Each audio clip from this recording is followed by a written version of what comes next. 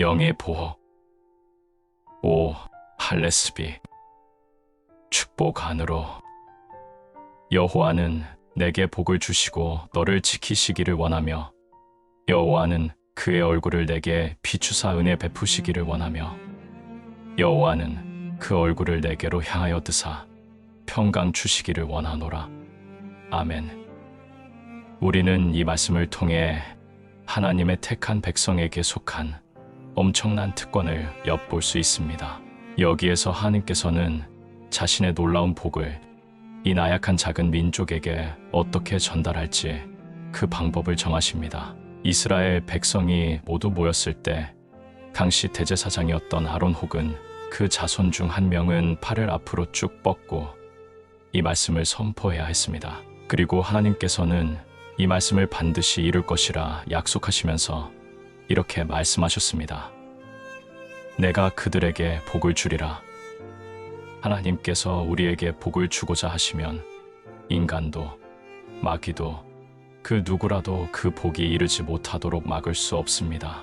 우리는 구약 성경, 특히 시편에서 경건한 이스라엘 백성들이 단지 이스라엘 백성의 일원이라는 이유로 실로 큰 안위와 행복을 느끼고 감사의 마음을 가지게 되었음을 노래하고, 또 단지 그런 이유로 일생을 하나님께서 주시는 복 아래에서 살아갈 수 있음을 고백하는 감격적인 표현들을 많이 발견할 수 있습니다.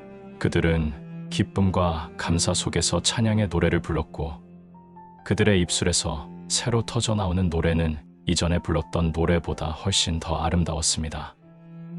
그 당시에는 하나님께서 주시는 복을 누릴 수 있는 민족이 단 하나뿐이었습니다. 그러나 하나님께서 정하신 때가 이르러 모든 민족이 그 민족을 통하여 하나님의 복을 나누어 가질 수 있게 되었습니다. 그런 일이 지금 우리에게 일어나고 있습니다. 민족주의의 장벽은 붕괴되었습니다. 그리스도께서 민족과 민족을 구분하는 중앙의 벽을 허무셨습니다. 그리스도께서는 지금 모든 민족과 부족과 종족으로부터 백성들, 곧 새 언약의 백성들을 뽑아 자신에게 나오도록 하고 계십니다. 과거 하나님의 택함을 받았던 백성들은 하나님께서 주신 복 아래에서 행복을 누렸습니다. 그러나 새로운 이스라엘은 그들보다 훨씬 더 부유하고 행복합니다. 과거 하나님께서 택하신 백성에게 부어주신 복은 단지 매비적인 복에 지나지 않았습니다. 그것은 하나님께서 새 언약의 이스라엘 백성에게 아낌없이 주시는 복의 상징일 뿐이었습니다. 우리에게는 우선 과거의 대제사장보다 훨씬 더 영화로우신 대제사장이 계십니다. 그분은 자신의 피를 흘려 자기 백성들의 죗값을 단번에 영원히 완벽하게 갚으셨으며 그들을 위해 하늘의 모든 복을 얻으셨습니다. 하늘의 성소에 계신 그리스도께서는 못자국난 손을 자기 백성들 위에 밤낮으로 뻗으십니다. 그리고 이 손으로부터 모든 복 가운데 가장 영화로운 복이 자격 없는 죄인들 위로 뚝뚝 떨어집니다. 하나님의 아들 예수 그리스도의 보혈, 모든 죄를 정결하게 씻는 그 보혈이 죄인들을 흠뻑 적시는 것입니다. 이 새 언약의 백성들 가운데 하나가 되는 것이 얼마나 큰 기쁨인지, 기쁠 때나 슬플 때나 육적으로나 영적으로나 그분의 복된 손 아래로 피하는 법을 배운 백성의 하나가 되는 것이 얼마나 큰 환희인지 모릅니다. 하나님께서 주신 복 아래에서 사는 법을 배운 사람은 복이 있습니다. 하나님께서 주신 복으로 사는 법을 배운 사람은 복이 있습니다. 그러나 대부분의 사람에게는 이런 말들이 그저 공허한 울림으로 들립니다. 신앙에 관한 말을 듣는 데는 익숙하지만 이를 진심으로 지긋지긋하게 여기는 사람들에게는 이런 말이 무의미할 뿐입니다. 하지만 어떤 이들은 하나님께서 주시는 복 아래에서 매일의 삶을 사는 것을 땅 위에 있는 무엇보다 더 참된 것, 더 귀한 것, 더 절대적인 것으로 여깁니다. 어떤 사람이 그동안 자신이 저지른 죄를 자각하게 될 때, 그리고 자신의 힘으로는 영원히 그 죄를 씻을 수 없다는 사실을 자각하게 될 때, 그는 피할 곳을 찾지 못해 당혹해합니다. 그의 죄가 그를 추격합니다. 사냥개처럼 뒤쫓으며 끈질기게 괴롭힙니다. 바로 그때 그는 십자가에 못 박힌 그리스도의 손과 대속의 피가 자신에게 필요하다는 사실을 깨닫습니다. 그는 비탄과 절망 속에서 신음하다가 마침내 하나님의 은혜를 떠나서는 살 수 없는 소수의 무리에게로 피난하려 합니다. 그는 소망보다 더 큰 두려움을 안고 과연 자기 같은 사람도 십자가에 못 박힌 손 아래로 피하는 것이 가능한지 확인하려고 애쓰지만 그럴 때마다 두려움에 뒷걸음치며 물러나고 또 물러납니다. 그는 감히 이런 피난처를 구하는 것이 뻔뻔스럽기 그지없는 짓이라고 여깁니다. 더욱이 그 손에 가까이 가면 갈수록 그는 자신의 죄가 더 뚜렷하게 보여 괴롭습니다. 그가 과거에 범한 죄는 분명 악합니다. 그러나 그것보다 더 악한 것은 그 사람이 계속 죄를 범하고 있다는 사실입니다. 그는 진지하게 마음을 다잡지만 이전의 생활 방식을 끊지 못합니다. 하지만 이것이 최악은 아닙니다. 최악은 그가 말과 행동보다 욕구와 생각으로 훨씬 더 많은 죄를 짓는다는 사실입니다. 이제 그는 어디로 돌아가야 할까요? 그의 안팎은 온통 죄로 더럽혀집니다. 그가 행하고 말하고 생각하는 모든 것이 죄로 가득하며 부정합니다. 그에게는 정말로 십자가에 못 박힌 손과 대속의 피가 필요합니다. 과연 그런 사람도 그 손 아래로 나아갈 수 있을까요? 죄인들이 이전의 생활 방식을 끊지 못할 때 과연 하나님께서는 그런 죄인들을 받아주실까요? 하나님께서는 아무래도 나는 진정으로 죄책감을 느끼지 못하는 것 같아요 라고 말하는 죄인들을 용서하실까요? 그렇습니다. 그런 사람에게는 이제 한 가지만 필요합니다. 그는 다른 사람의 말이나 생각에 더 이상 신경을 쓰지 않습니다. 대신 다른 무엇보다 하나님께서 나를 어떻게 대하실까 하는 마음으로 질문합니다. 또한 그는 그리스도께 나아갈 수 있도록 하는 조건들을 나열하는 것에 대해 더 이상 생각하지 않습니다.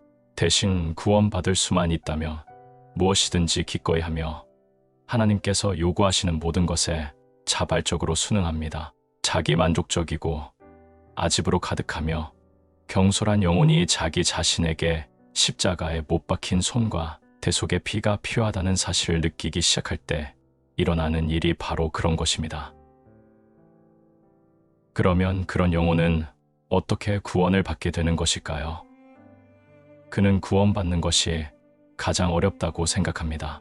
그는 회개하려고 애쓰고 자신의 죄가 정말 잘못된 것이라 생각하려고 애쓰고 믿으려고 애씁니다. 하지만 회개하는 것이나 믿는 것이나 모두 불가능한 것처럼 느껴집니다.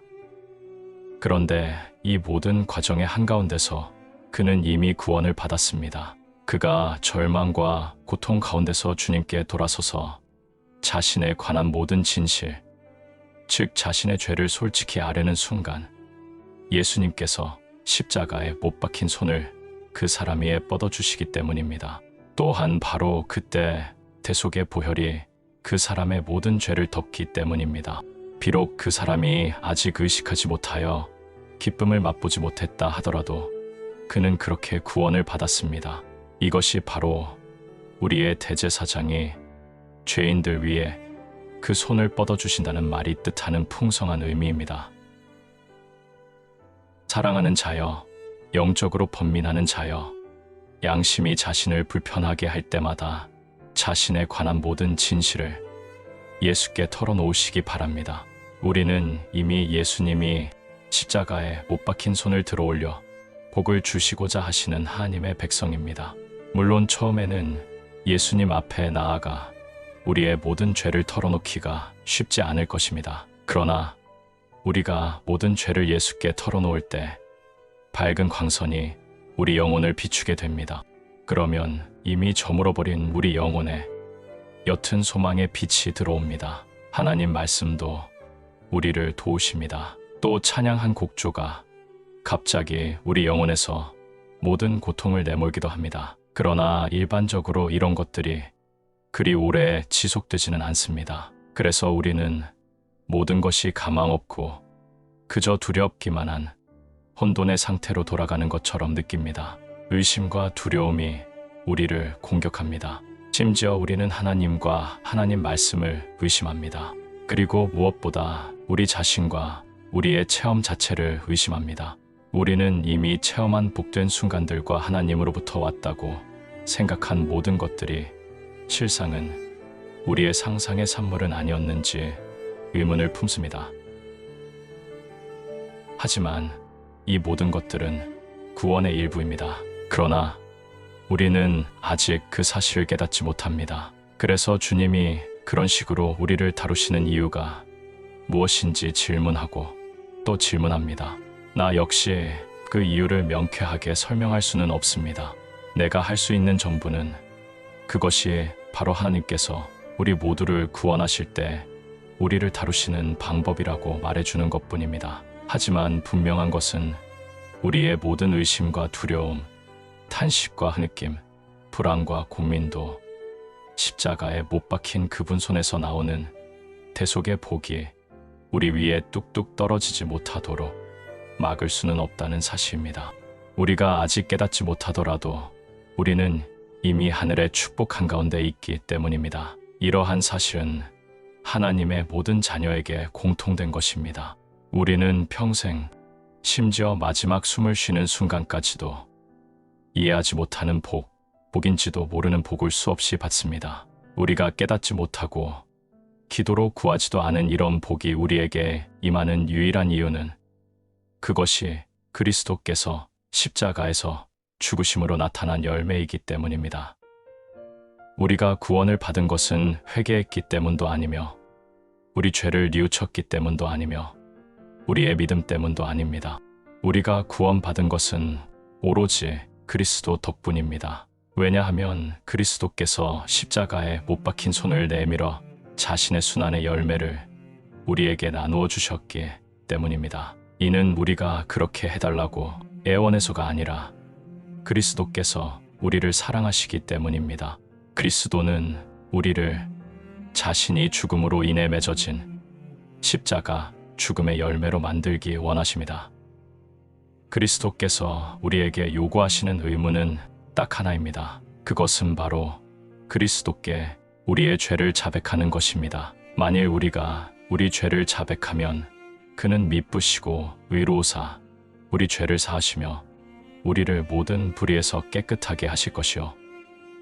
따라서 그리스도께 죄를 자백한 사람이여 그리스도께 아무 죄도 감추지 않고 있음을 확신하는 사람이여 편안히 앉아 조용히 감사의 찬양을 올리시기 바랍니다. 이미 우리는 십자가에 못 박힌 그리스도의 손 아래 거하고 있고 하나님께서 우리를 은혜로 대하고 계시며 하나님의 얼굴이 우리를 비추고 있기 때문입니다. 이 축복의 시냇물은 십자가에 못 박힌 그리스도의 손에서 발원하여 죄인들에게 즉 비록 자격이 없을지라도 부정직함이나 교활한 영으로 이 온전한 축복의 흐름을 차단하지 않는 모든 죄인들에게 조용하지만 확실하게 흘러갑니다.